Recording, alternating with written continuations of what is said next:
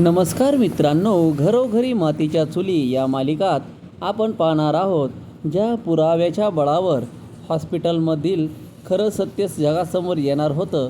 तो पुरावाच एका झटक्यात नष्ट करण्यात आला आहे.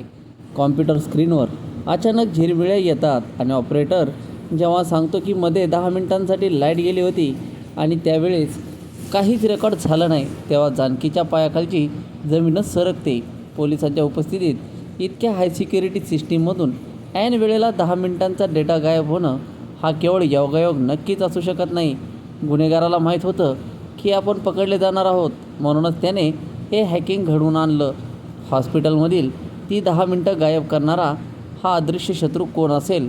घरातल्याच कोणाचा तरी या हॅकरला पाठिंबा आहे का, की हा खेळ संपूर्णपणे बाहेरून खेळला जातोय? हॉस्पिटलमधील पुराव्यांचा धुरळा उडत नाही तोच घरात नानासाहेबांच्या मृत्यूपत्राचं वाचन होतं आणि तिथे दुसरा बॉम्ब फुटतो.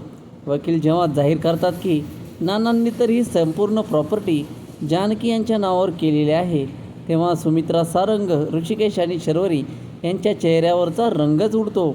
सगळ्यात धक्कादायक गोष्ट म्हणजे नानांनी यात एक कडक क्लॉज टाकला आहे की जानकी स्वतःहून प्रॉपर्टी इतर कोणाच्याही नावावर करू शकत नाही. म्हणजेच नानांनी जानकीला घराची मालकीण तर बनवलं, पण तिचे हात बांधून ठेवले. नानांनी सुमित्राताई किंवा स्वतःच्या मुलांवर विश्वास न दाखवा, सुनेवर एवढा मोठा विश्वास का टाकला असेल? या कडक क्लॉजमध्ये नानांचा दूरचा काही विचार असावा. तुम्हाला नानांचा हा निर्णय योग्य वाटतो का मित्रांनो? आवडला असेल तर सांगा कमेंट बॉक्समध्ये. नानांच्या या अनपेक्षित निर्णयामुळे घरात आधीच शांतता पसरलेली असताना शर्वरी या आगीत तेल ओतण्याचं काम करते. तिच्या मनातील जळफळाट तिच्या शब्दांमधून स्पष्ट बाहेर येतो. ती सुमित्रा आणि जानकीकडे पाहत उपरोक्तिपणे विचारते, नानांनी सगळं घराच्या भल्यासाठी केले, मग आईच्या नावाने का नाही? आणि इतक्यावरच न थांबता ती थेट जानकीच्या काळजावर वार करते. शर्वरी सर्वांसमोर अत्यंत गंभीर आरोप करत असते.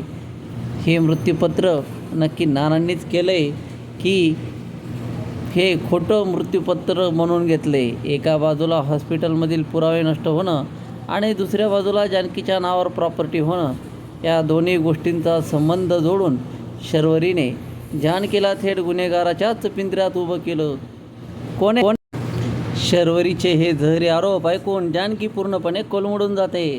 तिच्या डोळ्यातून गळागळा अश्रू वाहू लागतात, कारण ज्या नानासाहेबांवर तिने जीवापाड प्रेम केलं, त्यांच्याच मृत्यूच्या दुःखात असताना तिच्यावर एवढा मोठा आळ आणला गेला.